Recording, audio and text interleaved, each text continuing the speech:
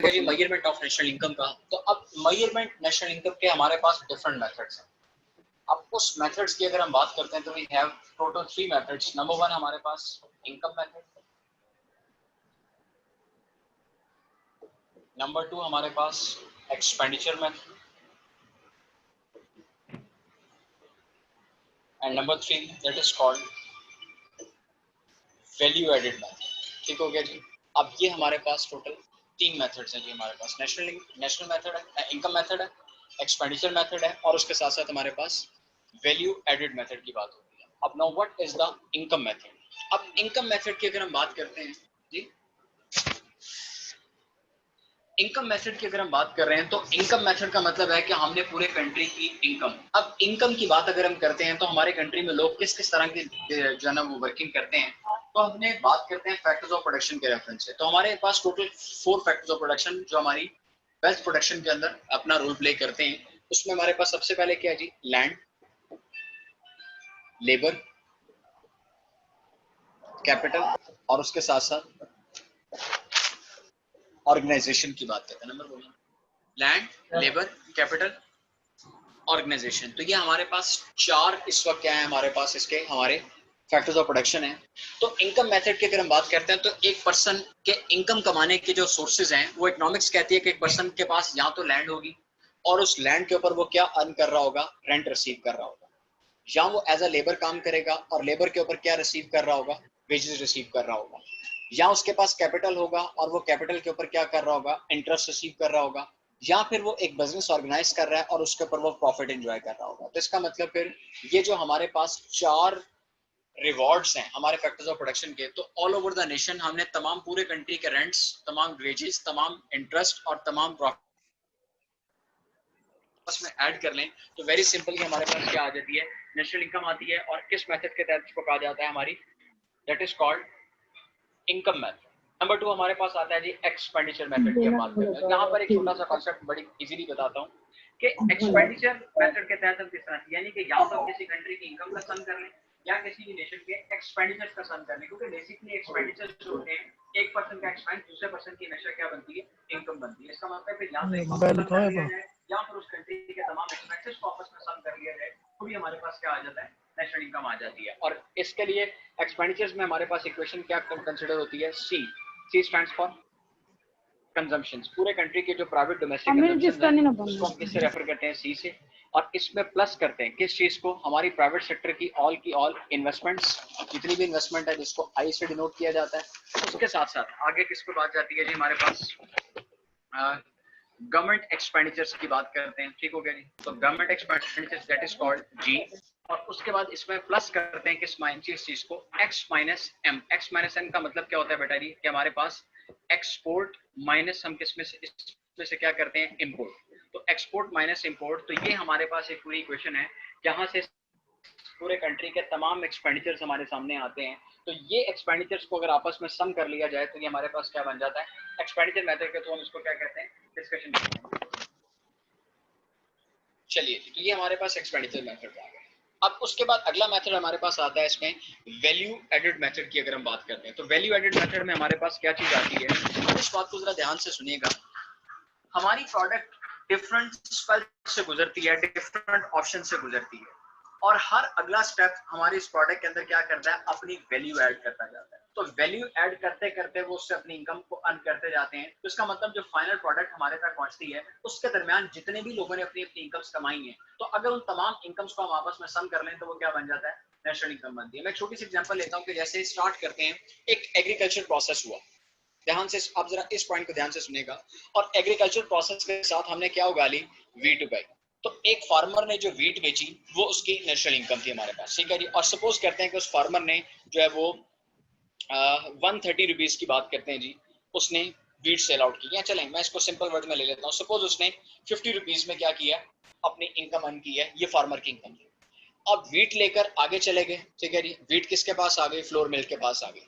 अब flour mill ने क्या किया कि उसका फ्लोर बनाया, और फ्लोर बनाकर आगे उसको 80 रुपीज में सेल आउट किया। अब बेसिकली उसने 50 में परचेज की थी, उसने इसमें कितनी वैल्यू ऐड की है, 30 रुपीज की वैल्यू ऐड की। ये basically this is called value addition. अब 80 का फ्लोर आगे चला गया किसके पास, सपोज करते हैं जी बिस्किट्स बनाने वालों के पास चला गया।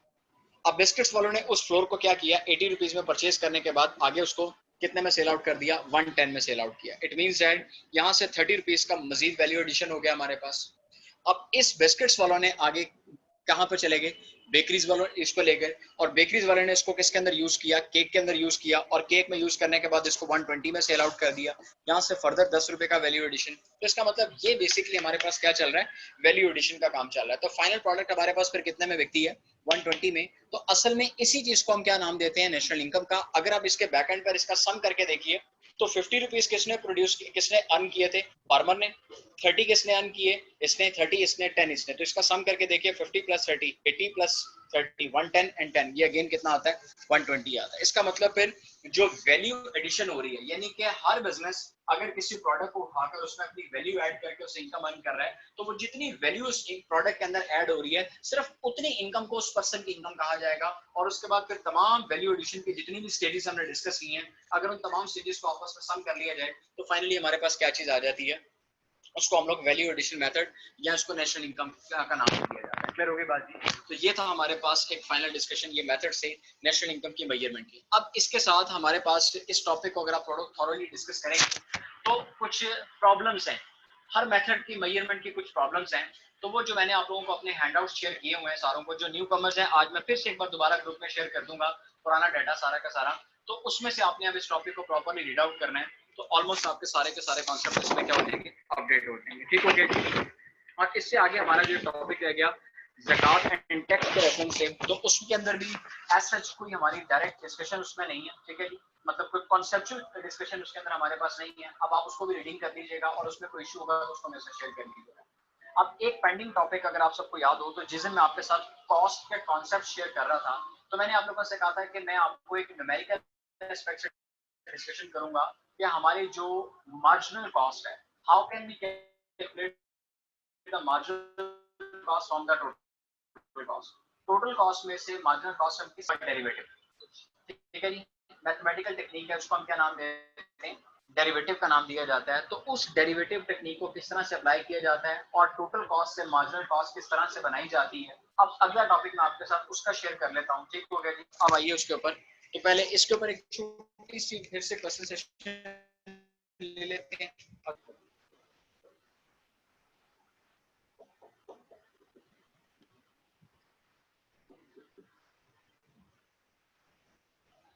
ये जी मैंने एक आपके सामने कॉस्ट फंक्शन लिखा है यहाँ पर।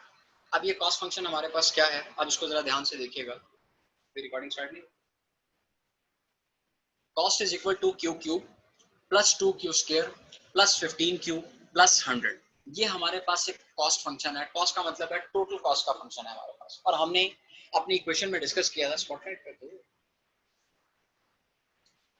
अब उसके बाद हम लोगों ने इसमें कॉन्सेप्ट डिस्कस किया था कि total cost is equal to fix cost plus variable cost. अब यहाँ पर अगर आप देखिए तो क्यू यहाँ पर क्वांटिटी एक वेरिएबल को एक्सपेक्ट कर रहा है कि जितना वेरिएबल यानी कि जितनी क्वांटिटी होगी ये कॉस्ट उस हिसाब से होगी। इसका मतलब फिर ये हमारे पास कौन सी कॉस्ट हुई, वेरिएबल कॉस्ट। तो जहां जहां पर ये क्यू का वेरिएबल यूज किया गया, ये पूरा का पूरा पोर्शन हमें किसको रिप्रेजेंट करता है, वेरिएबल कॉस्ट को। और अगर मैं खाली 100 की बात करता हूं तो ये किसको रिप्रेजेंट कर रहा है, फिक्स कॉस्ट को। अब हमने बेसिकली क्या करना है कि टोटल कॉस्ट से हम क्या निकालना चाहते हैं, मार्जिनल कॉस्ट फाइंड आउट करना चाहते हैं। ठीक हो गया जी। तो मार्जिनल कॉस्ट की अगर हम यहाँ पर बात करते हैं तो इसको जरा ध्यान से देखिए कि मार्जिनल कॉस्ट किस तरह से निकलती है। असल में मार्जिनल कॉस्ट क्या हमने डिफाइन क्या किया था, इसको क्या कहा था कि change in total cost due to change in quantity. Quantity में चेंज आने की वजह से जो हमारी टोटल कॉस्ट में चेंज आती है उसको हमने क्या नाम दे दिया, मार्जिनल कॉस्ट का नाम दिया। ये तो हमने इसको डिफाइन किया था कि टोटल कॉस्ट में जो चेंज आई due to change in quantity, कि क्वांटिटी को अगर हमने चेंज किया, पहले हमने यूनिट प्रोड्यूस किए हैं 5, अब मैं कहता हूँ जी मैंने यूनिट प्रोड्यूस किए हैं 6, तो एक यूनिट के चेंज आने की वजह से टोटल कॉस्ट में जो चेंज आता है उसको हमने क्या नाम दे दिया, मार्जिनल कॉस्ट का नाम। तो अब हम यहाँ पर मार्जिनल कॉस्ट फाइंड आउट करने जा रहे हैं, तो इसका मतलब अब मैथमेटिकल टेक्निक इसको कहते हैं डेरिवेटिव। तो हम यहाँ पर डेरिवेटिव टेक्निक को अप्लाई करेंगे। बेसिकली डेरिवेटिव किसे कहते हैं कि हम लोग कहते हैं मेजरमेंट ऑफ चेंज। डेरिवेटिव किसे कहा जाता है, मेजरमेंट ऑफ चेंज, कि जो चेंज आता है उसको मेजर करना है। अब चेंज को अगर मेजर करने की हम बात करते हैं और इस टेक्निक के ऊपर अप्लाई करते हैं तो हम इसका एक्सप्रेशन एक इस तरह से भी लेते हैं कि change in total cost divided by change in quantity. तो इसको हम क्या नाम देते हैं, डेरिवेटिव का रेफरेंस भी कहा जाता है। अब डेरिवेटिव के दो रूल्स होते हैं, अब उसको जरा ध्यान से देखिएगा। वो दो रूल हमने शॉर्टकट वे में अप्लाई किस तरह से कर रहे हैं, क्योंकि देखिए फिलहाल we are not discussing about the FSC mathematics and not we are going to discuss about the lecture in economics. ना तो हम इकोनॉमिक्स की लेक्चरशिप की तरफ जा रहे हैं और ना ही हम एफएससी के मैथमेटिक्स को डिस्कस करते हैं। मैं यहाँ पर आपको सिर्फ एक शॉर्टकट वे बता देता हूँ कि मार्जिनल कॉस्ट को कैलकुलेट किस तरह से किया जाता है। दो स्टेप्स के ऊपर आपने बात करनी है हमेशा। पहला रूल हमने इसमें क्या अप्लाई करना है, रूल 1। टोटल दो रूल हमने इस पर डिस्कस करने हैं, पावर मल्टीप्लाई कोफिशिएंट। ठीक है जी। पहले रूल में आपने ये करना होता है कि जो भी पावर होती है उसको कोफिशिएंट से मल्टीप्लाई करना होता है, और नंबर 2 हमने क्या करना होता है, पावर में से 1 माइनस कर देना होता है। ठीक हो गया जी। पावर में से क्या करना होता है, 1 हमने माइनस कर देना है। ये दो रूल अगर हम अप्लाई कर लें तो हम बड़ी आसानी से डेरिवेटिव कैलकुलेट कर सकते हैं। अब जरा गौर से देखिएगा, मार्जिनल कॉस्ट हम करने जा रहे हैं Q3। अगर मैं Q3 की बात करता हूं तो Q3 के साथ हमारे पास जो कोफिशिएंट है वो 1 है, क्योंकि जहां पर 1 होता है उस कोफिशिएंट को लिखने की जरूरत नहीं होती हमारे पास। तो 1 क्यूब की बात हम कर रहे हैं, तो हमारे पास 1 कोफिशिएंट है, पावर 3 है। तो पहले रूल में मैंने क्या कहा था कि पावर को हमने कोफिशिएंट से मल्टीप्लाई करना है। तो ये 3 की जो पावर है, अगर इसको कोफिशिएंट से मल्टीप्लाई करूंगा तो 3 1 3 आ गया आपके पास। और रूल 2 हमने क्या पढ़ा कि पावर में से 1 माइनस कर देनी है। तो इसका मतलब 3 में से 1 माइनस कर दूं तो 3q²।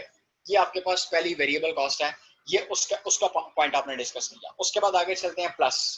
अब अगला रूल देखिएगा बेटा ध्यान से, पावर क्या है 2, कोफिशिएंट क्या है 2, तो 2 को 2 से मल्टीप्लाई करते हैं तो आपके पास क्या आ जाएगा 4। पहला रूल हो गया।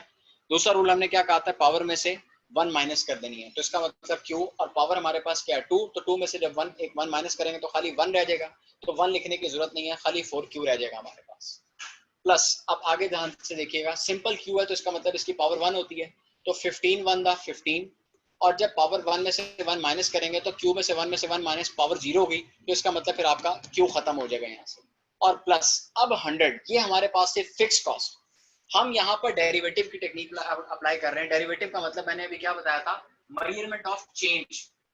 फिक्स कॉस्ट एक ऐसी चीज होती है कि जिसकी तो चेंज आता ही कोई नहीं। तो अगर मैं उसका चेंज मेजर करने की कोशिश करूंगा तो आंसर मेरे पास उसका क्या आता है, 0, क्योंकि उसमें जो चेंज आया वो 0 का चेंज था। इसका मतलब फिर फिक्स कॉस्ट की जो हम लोग अगर मेजरमेंट करते हैं तो वो 0 आती है, उसको लिखने की जरूरत नहीं है।